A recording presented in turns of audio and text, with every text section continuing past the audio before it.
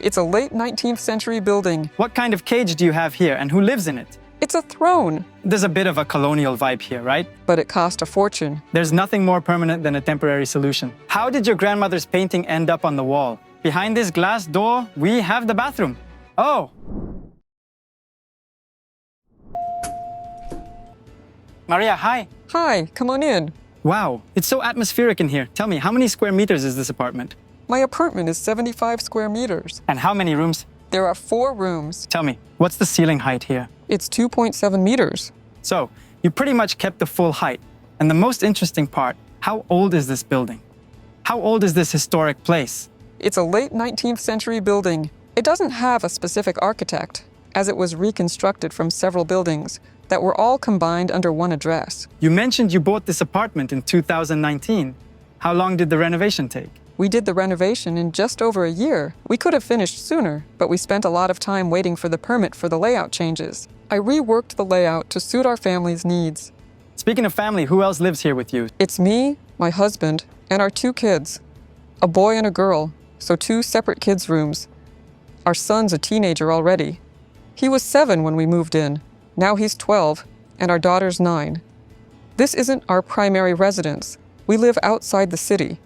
We were planning to make the rooms bigger, especially the kitchen. So, the focus was more on the kitchen living area, right? Yes, exactly. So the living room idea came out of that. At first, I wanted a dining table in the kitchen, but it turned into this dining room. I see. Our living room is actually more of a dining room rather than a traditional living room with a sofa area. In the end, the dining room became the heart of the whole apartment. Even though it wasn't planned that way, I made it totally classic, like in most old apartments, with a big round table in the center and a large round lamp hanging above it. And from this central dining room, all the other rooms kind of branch. So, tell me please about the idea of the apartment. I always try to consider the location and the exterior in my work. It's important to me, so I didn't want to do anything contrasting here. I ended up using all the classic local interior elements here. It's herringbone parquet with that border around the room.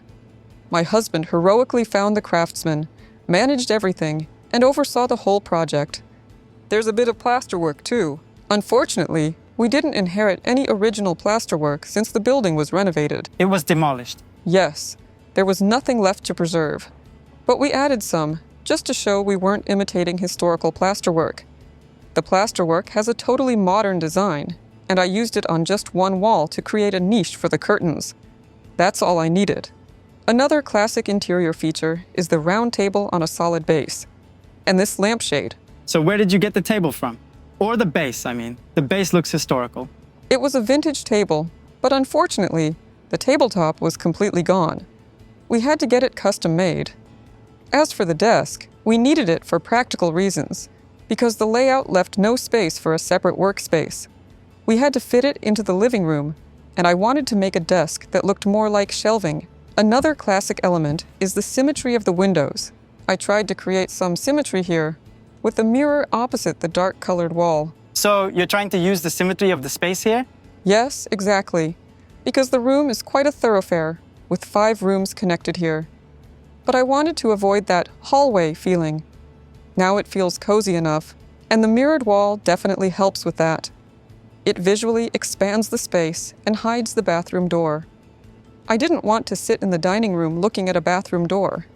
This way, we don't see it, and even guests don't often notice it. So, tell me about your chairs. It's vintage, reupholstered. Explain to our viewers, what is vintage? Vintage means old furniture. You had an old chair? How old is it? Vintage is anything that's 30 to 50 years old. This one is over 50, probably from the 60s. I got it from my partners. I work with them a lot. So, it wasn't here in this apartment? No, there was nothing in this apartment. Everything was removed, down to the 30 centimeters of flooring. Nothing was left to preserve. Only one chair survived. It's in the kids' room. I'll show you. So, all the vintage here was bought new, but I thought it would fit perfectly. What's this interesting decorative plaster on the ceiling? Why did you add it here? It's not decorative plaster, it's wallpaper. I didn't even realize. I actually love this trick, using wallpaper on the ceiling. Why did I use it here? It's a square that organizes the space and makes the room feel balanced. So again, it's meant to highlight this area, the center, the axis of the room. So friends, take note. You can put wallpaper on the ceiling too. The key is choosing the right pattern. Here it looks just like decorative plaster, like marble. It's a very classic thing because decorative plaster was often used on the walls. The decorative plaster also imitated stone. You can see it on columns, in cathedrals, in palaces. It's everywhere. How did your grandmother's painting end up on the wall? And how old is it? Judging by the embroidery and the frame, it's old. Yes, it's old. It was one of the few things I knew in advance had to be in this apartment. Actually, there are a few such items. My grandmother embroidered it when my mom was a year old. I've known this painting all my life. I remember it from childhood. I knew I had to find a spot for it. Some of the color and architectural decisions in this apartment were influenced by this painting. How long do you think it took her to make this painting? She spent about a year on each painting. It's such meticulous work, but that's what people of her generation did. They didn't have internet or TV, just evenings. What about this console? It came from my husband's family, but honestly, we got it in pieces. It had been sitting in a country house, practically a pile of bones. I remembered it and thought, we should restore it, but it cost a fortune. So, show me your kitchen. Wow, a kitchen with a window and the sink by the window. Was that your dream? Of course. It was both a dream and a practical necessity due to the layout. You've got a convenient work triangle, you wash, you chop right away. So tell me, what's this? It's a throne. Without it, I was really missing something here. I kept looking for it. Eventually, I found this chair for $15 and restored it. How much did the restoration cost, approximately? It cost about $30. And tell me, these amazing drawings, who made them? Mostly my daughter. There might be some of my son's drawings too, but mostly my daughter draws our portraits, family portraits. We're all listed. You can see that the space here is quite small. That's why I decided to use tiles on the wall. I looked at various palace kitchens in Europe, where they used tiles from the floor up to a certain level, about 3/4 of the wall, for example. I took that idea and applied it to the kitchen. I like it both decoratively and functionally. You just wipe the tiles and everything is perfect. Tell me, where do you have everything placed in terms of functionality? Fridge, freezer. Here's the dish cabinet, microwave combined with an oven. Here's the utility area, dishwasher, trash can, water filtration, utensils, dishes, and some supplies. Oh, what a beautiful lamp you have. I didn't even notice it. Where did you find it? It's an American lamp from Visual Comfort, I think. I don't really like ceiling lights, although they are functional and everywhere. But I prefer side lighting, and I try to have a cozy lamp in every room. I mostly use just those. Underneath it, there's a vintage plate, also porcelain. It's Royal Copenhagen, Danish porcelain. These curtains are also a nod to tradition. People used to hang curtains like these in kitchens. I designed them myself, and having embroiderer make them. They don't hide the top, but they cover the bottom. I like this look. Let's go. Show me the next room.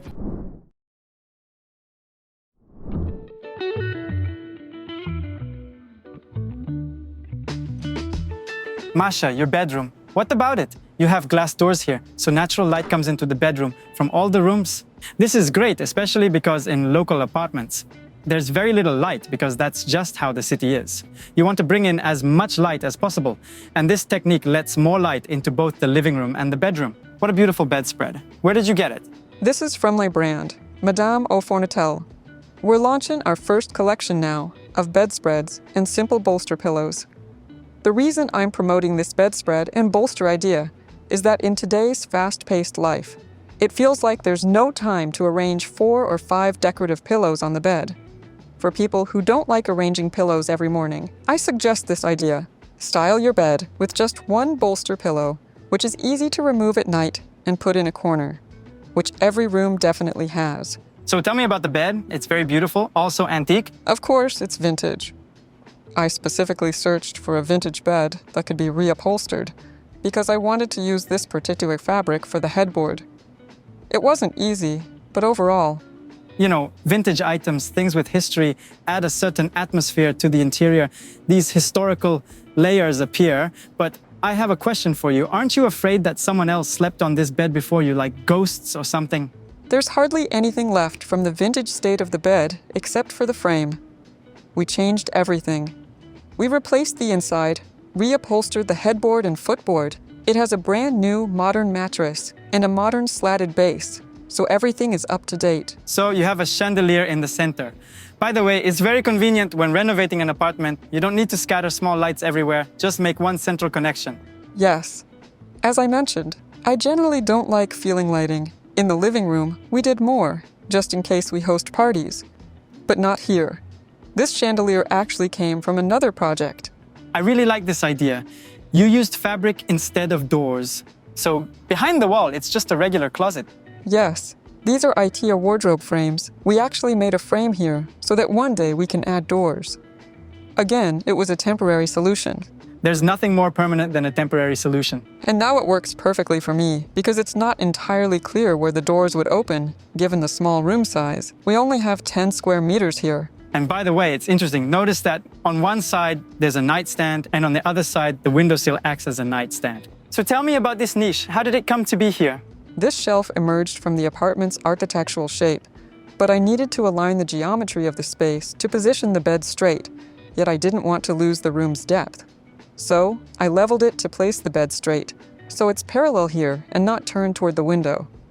I decided to use this shelf to display some pictures I've been collecting. When the art is just standing like this, not attached to the walls, it can be rearranged. I can't live with something static. I constantly need to change things. That's why I've changed the composition of items here many times. So you have the same idea with the ceiling, using 2 curtain rods. And I see that your ceiling is painted in a warm beige-brown tone. Why did you decide to paint the ceiling a different color? And overall, how do you feel living with it? For some reason, I love working with ceilings. Especially in the bedroom. It feels important because you look at the ceiling, right? There are moments in the bedroom. A white ceiling felt boring. Repeating the wallpaper idea on the ceiling would also be strange, so I just painted it. And notice, guys, the curtain rods are painted here, and part of the wall is painted too, to create a unified block of space.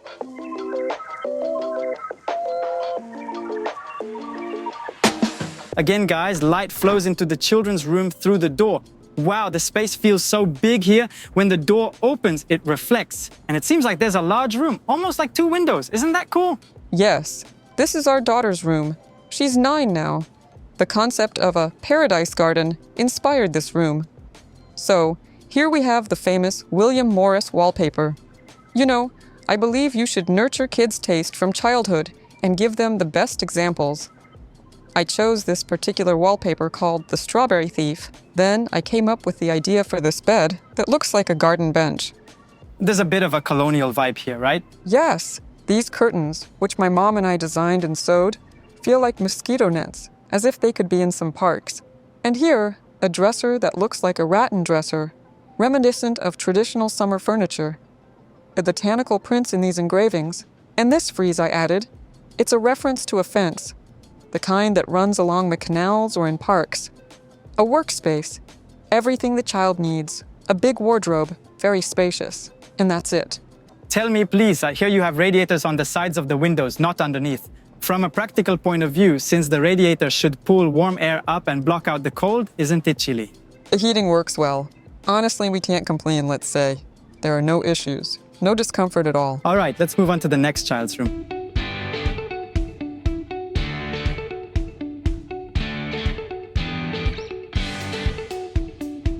Wow, such a deep blue color you have here. My son chose the wallpaper. He was 7 years old, and it was unexpected for me, actually. I was worried it might be too much. And I have to say, when our builders put it up, they called me and asked, "Are you sure? Maybe we should try something else," because it was so dark. But we kept it, and it turned out fine. So, you brightened up the room with the white ceiling and the molding around the perimeter? Yes. When my child chose this wallpaper, I started thinking about how to prevent the room from turning into a dark tunnel. That's when the molding came into the picture. Right, and of course the light fixture. Let's talk about the light. Can I touch it? Of course, it's nothing special. It's from IKEA. I think this light looks great in contrast with the blue wallpaper. And here's another fun piece. This is Goose. Yes, Goose. You know how nowadays kids hold fairs where they sell their crafts and creations? We were at one, and a girl was selling Goose for $15. And I thought, I'll invest in a young artist. I got the signature and everything, so Goose with an autograph. It's perfect, I think. By the way, guys, Here's another design piece. This is Cartel. They make plastic furniture. This piece, I think, is from the 60s, so it's quite old. You can see it in many mid-century interiors from that era. So, is the bed from IKEA? Yes. And of course, there's the sofa area where you can look at the beautiful bay window in the neighboring building. So tell me, what kind of cage do you have here and who lives in it? No one lives in this cage. It turned out to be completely unnecessary. Here's the story. In 2022, we decided to get a dog, as many people were relocating. I found a 9-month-old French bulldog up for adoption. I liked the dog, but I was worried about the interior.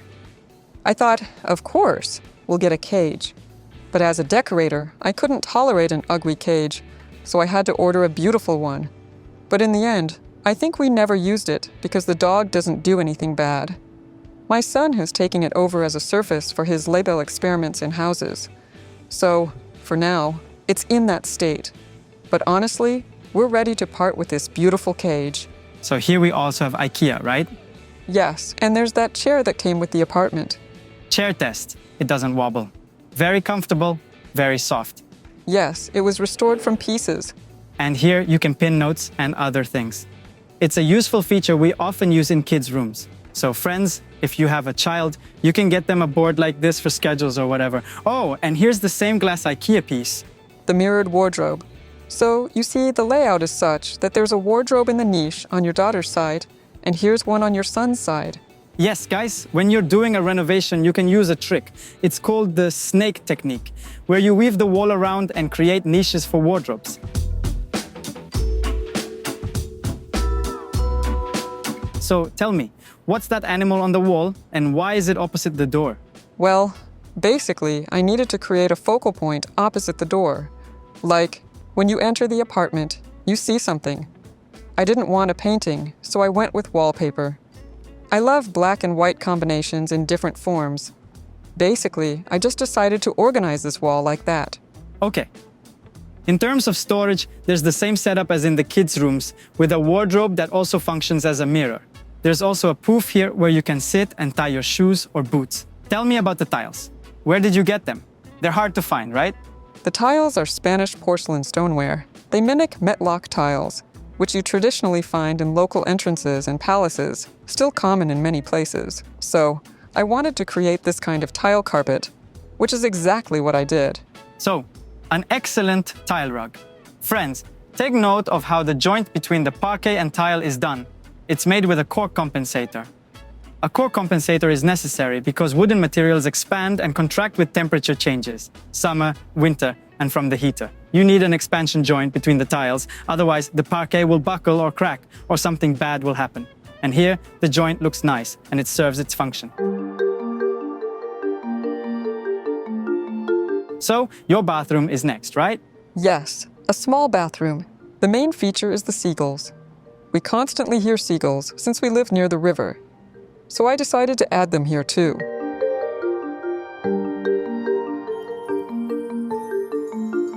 So, friends, behind this glass door, we have the bathroom. Oh, Alexi, you could have knocked. all right. Tell us about your bathroom. We've got a big sink here, right? A classic one with a marble countertop. Yes, a large sink with a 3-part mirror, which is important to me. Again, symmetry. The walls are terracotta. Yes, I really like how the terracotta color flows from different areas, the hallway, the tiles, and here you use it in large amounts. It's cool that you even painted the ceiling with it. Why did you do that? I chose such a rich shade because I needed to cover up the pipe. Any light color wouldn't hide the utilities. The pipe leads to the boiler, and here's the shower. That's it.